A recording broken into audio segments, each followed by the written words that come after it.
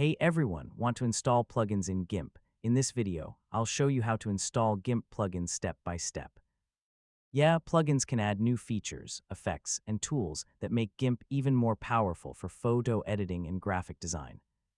First, download the GIMP plugin you want to install from a trusted source.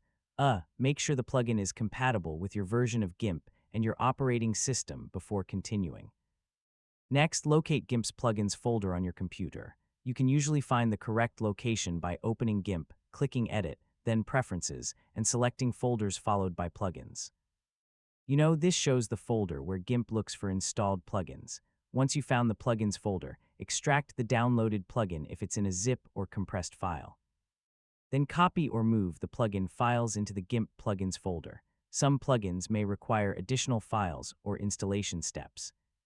If the plugin includes instructions, follow them carefully before launching GIMP. After copying the files, close GIMP if it's already running and then open it again. GIMP normally loads new plugins during startup, so restarting the program is an important step.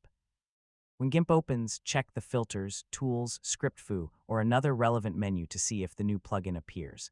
Depending on the plugin, it may be located in a different menu or submenu. If the plugin doesn't appear, double-check that you copied the files into the correct plugins folder and that the plugin supports your version of GIMP. So verifying compatibility can solve many installation problems, and that's how you install GIMP plugins. Adding plugins is a great way to expand GIMP's features and improve your editing workflow. Thanks for watching, and don't forget to like the video and subscribe for more easy technology guides.